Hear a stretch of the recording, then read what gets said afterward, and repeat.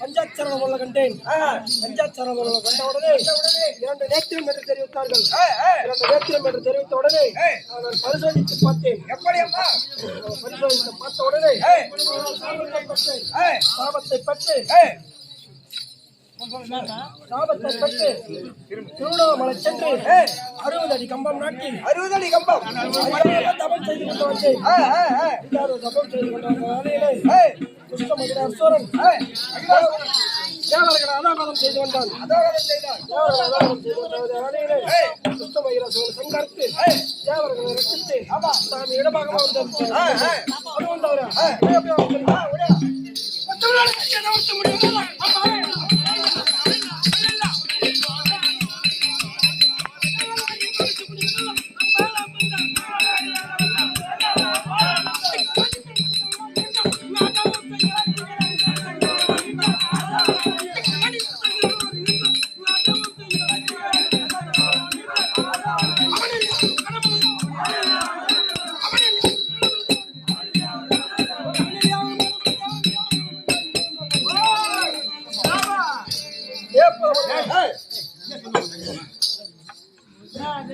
அது வந்தவரா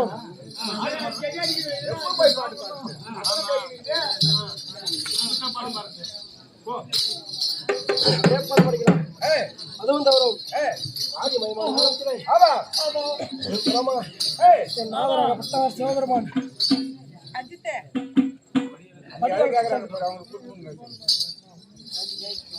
படியலக்க சென்ற பரம கடவுள் வர வரைக்கும் காத்துக் கொண்டிருந்தது. பரம கடவுள் முன்பாக பிரம்மா வந்து விட்டார். பரமக்கடவுள் போட்டாட்டம் ஓடி பிரம்மாவுடைய பாசத்தை வணங்கினேன். என்று நமஸ்கரித்தான். அம்மா என்று நமஸ்கரித்த உடனே பிரம்மா படியலக்க சென்ற பரம கடவுள் வர வரைக்கும் நீ இவ்விடத்திலே அமர வேண்டும் என்று கட்டளையிட்டேன். படியலக்க சென்ற பரம கடவுள் வந்த உடனே பிரம்மாவுக்கு நீ என்று பாராமல் பிரம்மாவுடைய பாதத்தை வணங்கினேன். அதனால் பிரம்மாவுடைய ஒரு சிரசை கிள்ளி எறிய வேண்டும் என்று கட்டளையிட்டேன். உடனே நாதராகப்பட்டவர் அப்படியே கிள்ளி எறிந்தார். கிள்ளி எறிந்த உடனே என் நாதராகப்பட்டவருக்கு பித்து வேறி பிடித்து விட்டது. அவன் எங்கெங்கோ சென்றான். சரி செய்ய முடியவில்லை. நாராயணமூர்த்தியிடம் சென்று அம்மா உமா மகேஸ்வரி அது என்னால் முடியாது, உன்னால் மட்டும்தான் முடியும். காலத்தில் உதரம் கலந்து உதர சதமாக்கி இறைச்சிக் கொண்டே வந்தினால் அந்த கதாலமாகப்பட்டது இறங்கி பொறுக்கிக் கொண்டே வரும். பொறுக்கிக் கொண்டு வரும் வேலையிலே என் கையில் அந்த சாதம் ஆகிவிட்டது. அது என் கையில் சுத்திக் கொண்டது. ஒட்டத்தோடு எல்லையில் பூஜாலயாகவும் புலிவந்தி கிராமத்தில் உத்தம அம்மனாகவும் என் குலதெய்வமாக கன்னி அம்மனாகவும் வருகின்றேன். ஆதரிக்கிறேன்.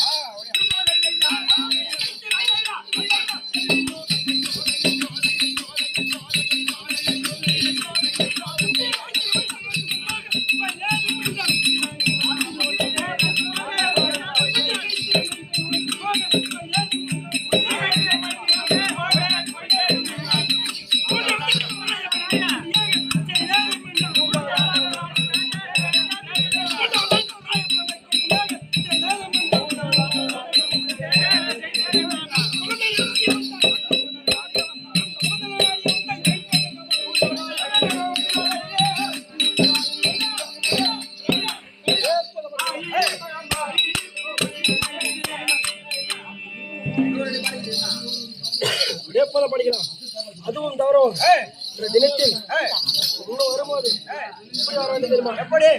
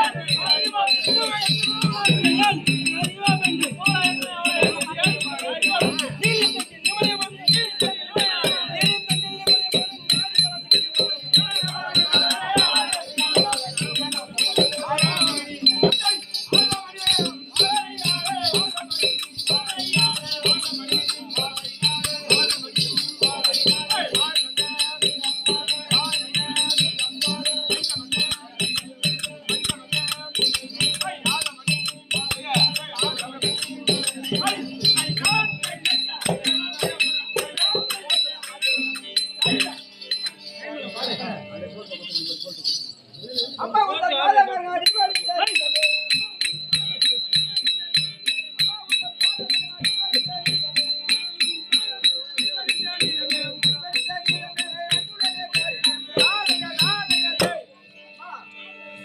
மாதத்தில் இந்த சிறிய தீர்க்க வந்துடும் அப்பா.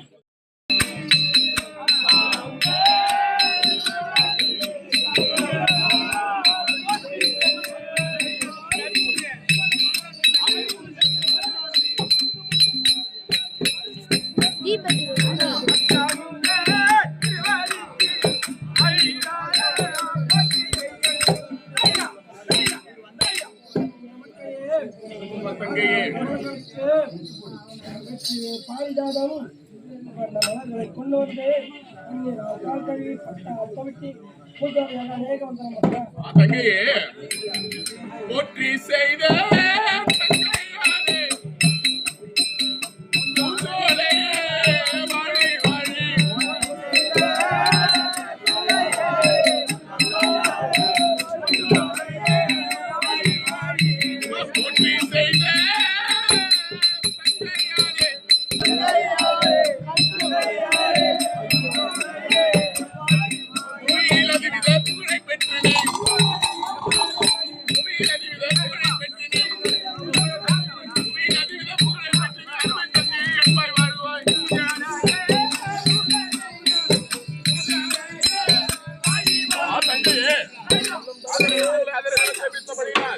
என்னென்றைக்கும் சுகமாக இருக்கிறது அம்மா தங்கையே.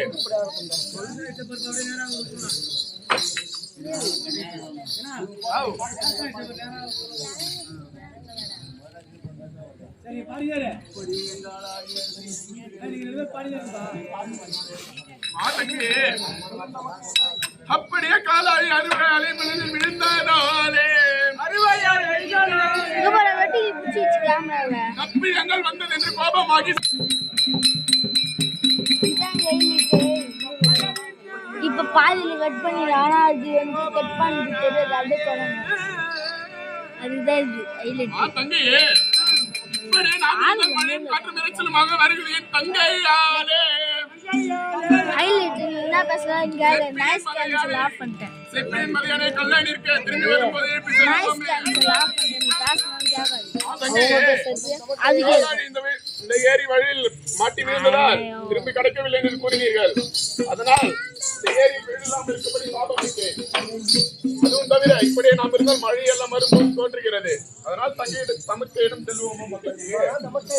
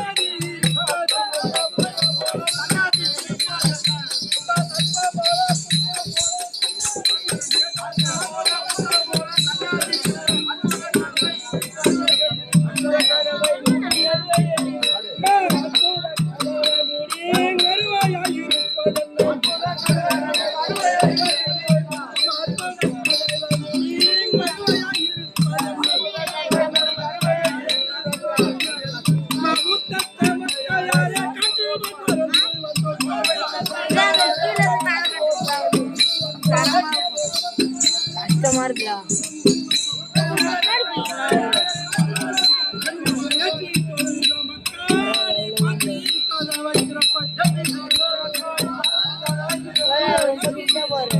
ஒண்ணு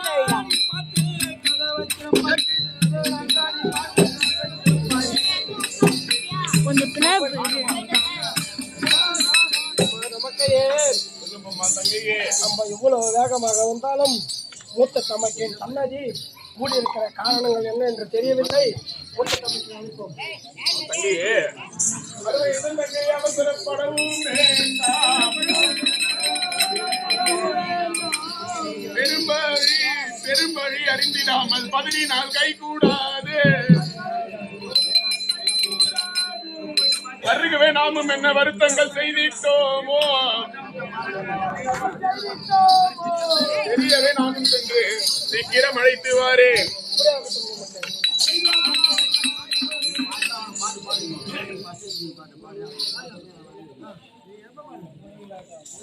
புரியாது.